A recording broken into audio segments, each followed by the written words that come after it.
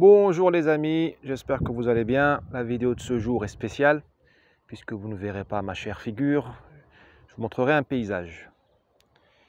D'abord la vue d'ensemble, nous sommes à Sefrou, province de Sefrou, région de Fès. Voilà, un 360 degrés. Très bien.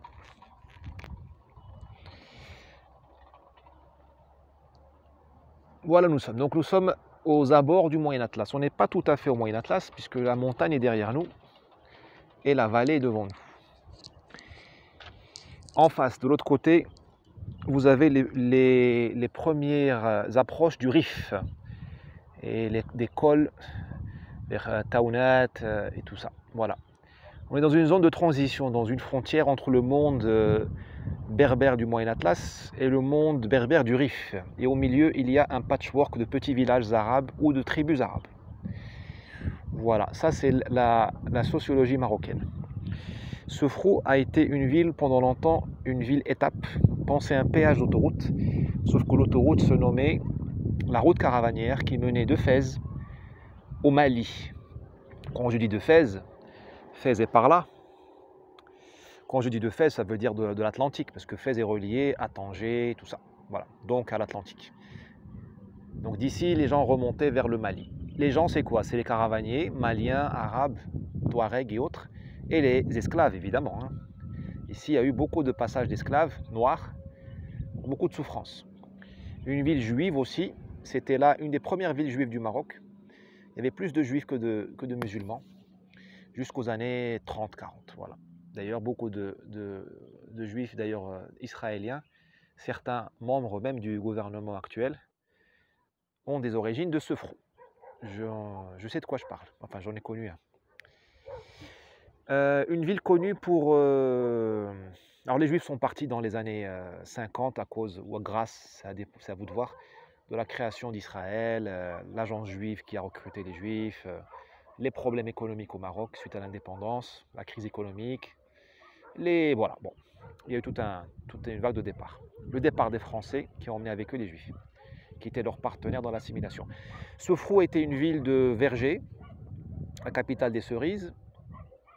Vous voyez qu'il n'y a plus beaucoup de vergers, je vais zoomer. Il y a encore quelques vestiges du passé glorieux de Sefrou, qui était une ville de vergers, de jnen. Les jnen, ce sont les vergers en arabe.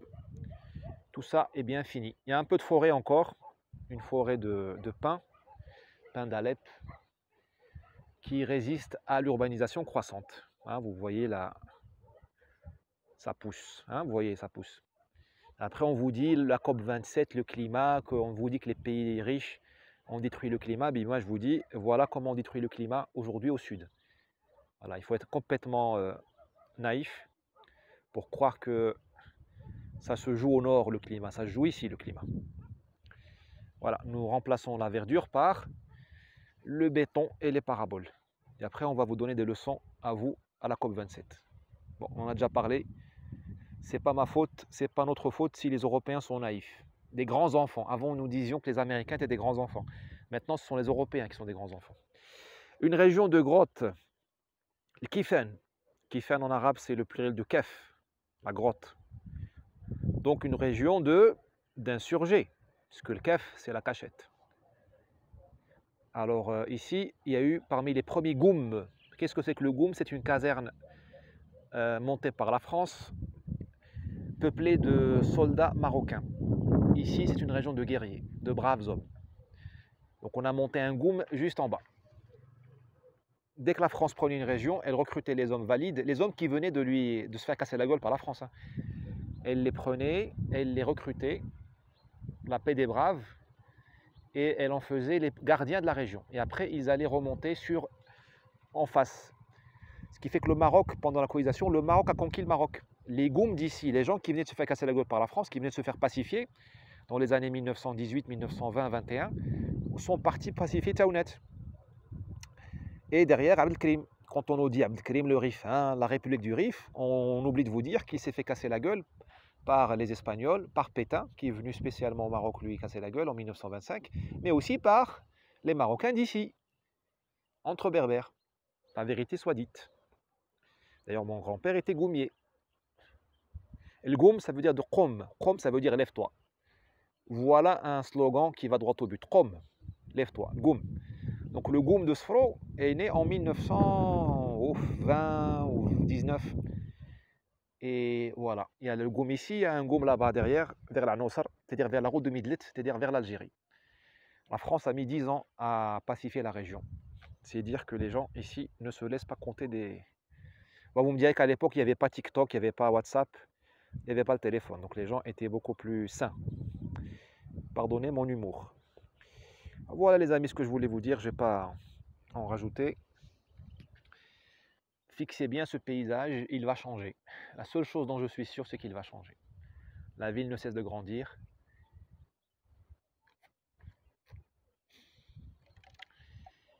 La ville ne cesse de grandir. Bon, il faut bien que les gens se logent. Enfin, c'est une question de gouvernance. Vous voyez que la ville grandit et au diable son identité.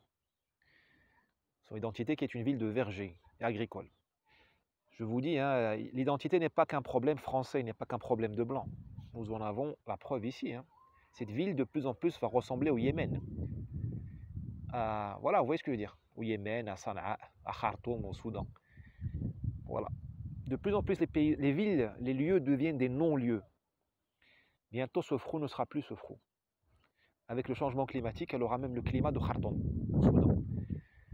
Voilà. C'est ça l'identité, hein. C'est pas seulement une question de génération identitaire ou d'Éric Zemmour. Hein.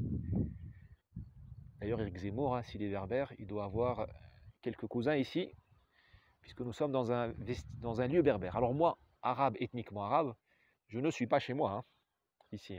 Je plaisante évidemment.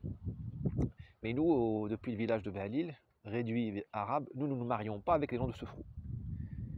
Nous avons notre préférence nationale. Enfin, les choses ont un peu changé avec la mondialisation. Mais nous maintenons notre préférence. Voilà les amis, un paysage en mouvement, en marche, dirait l'ami Macron. Il a raison, la seule chose dont nous sommes sûrs, c'est que nous sommes en marche. Alors ici, pour conclure, Sidi Ali Boussarghin, un saint homme, un marabout. Ça, c'est un vestige aussi de l'islam populaire marocain qui disparaît, c'est l'islam des marabouts, c'est-à-dire que nous avions instauré un intermédiaire entre nous et le bon Dieu. C'est une hérésie, hein. Nous dans l'islam, nous n'avons pas d'intermédiaire entre Dieu et nous. Allahu Akbar. Allahu Akbar. La force de l'islam, hein. La paix à la prière. La ilaha illallah. Donnez-moi une seule religion aujourd'hui au monde dont le son résonne au loin comme ça. J'en connais pas beaucoup. Hein. L'islam n'est certainement pas le perdant de la mondialisation. Certainement pas. Est-il le gagnant? Je n'en sais rien, puisque le niveau de développement des pays musulmans reste déplorable. Mais la parole islamique, la foi, en tout cas la pratique,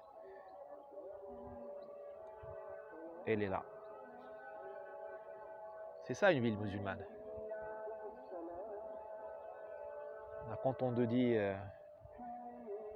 on va accueillir 10 millions de musulmans en France, il faut voir les résultats de tout ça. Hein. Envoyez cette vidéo à M. Olivier Faure, à M. Raphaël Enthoven, hein, à M. BHL, qui ne cesse de déclarer les gens racistes, fascistes. Dites-lui, voilà le futur de la France. Vinicieux, Vauvenvelin, Sarcelles. C'est ça, hein, si tu veux respecter les musulmans de France, il faut leur donner ça. Êtes-vous prêt à donner ça? À votre place, moi je ne donnerai pas ça. Ce ne sera plus la France. Vous voyez où on va en arriver. Hein. Le Maroc va ressembler de plus en plus au Yémen, et la France va ressembler de plus en plus au Maroc. Ben, je ne vois pas où est le progrès. Donc le Sidi Ali Boussarghin, le marabout, c'était un monsieur. Alors je ne sais pas ce qu'il a fait. En général, ce sont des martyrs, des gens qui se sont élevés contre l'injustice foncière, territoriale, une injustice, voilà, qui ont été martyrisés, qui ont une vie de saint, une vie de rectitude morale, qui ont éventuellement fait des miracles, ou aidé des guérisseurs, on va dire. Et les gens leur élèvent des marabouts, les bonnes femmes, et les bons hommes aussi, mais surtout les bonnes femmes, vont demander l'aide, ce que les salafistes et les wahhabites détestent, à juste titre, parce que c'est pas du tout islamique. Ça, c'est vrai. Mais c'est ça le Maroc, l'islam marocain. C'est pour ça que nous n'avons pas flanché, comme l'Algérie. L'Algérie, elle a fait exploser ses marabouts. Enfin, la France, pendant la colonisation, a commis la bêtise d'enlever les marabouts, de les combattre. Je n'expliquerai pas pourquoi, enfin, on n'a pas le temps aujourd'hui. Demandez-le-moi en commentaire, et je vous expliquerai. Et le FLN, après l'indépendance, a combattu les Zaouïas, c'est-à-dire les gens, les organisations, les ONG, avant l'heure, qui géraient les marabouts. Ce qui fait que le peuple algérien s'est retrouvé orphelin d'un point de vue islamique. Il n'avait pas de guide. Et quand les islamistes du FIS, du Front islamique du salut, sont apparus, ils ont trouvé une terre assoiffée de guides spirituels et d'encadrement. Au Maroc, on n'a pas eu ça, grâce à Dieu. Et grâce à notre régime qui a bien su gérer les choses. Vous voyez que j'arrive à dire des bonnes choses sur le Maroc. Vous voyez que je ne suis pas quelqu'un de sectaire. Vous voyez? Allah Akbar. Il y a un imam retardataire là, hein, ou qui suit le faisceau qui n'est pas à GMT. Hein. La ilaha illallah. Bon, voilà ce que je voulais vous dire.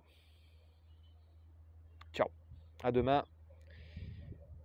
Et je vous laisse partager apprécier le silence.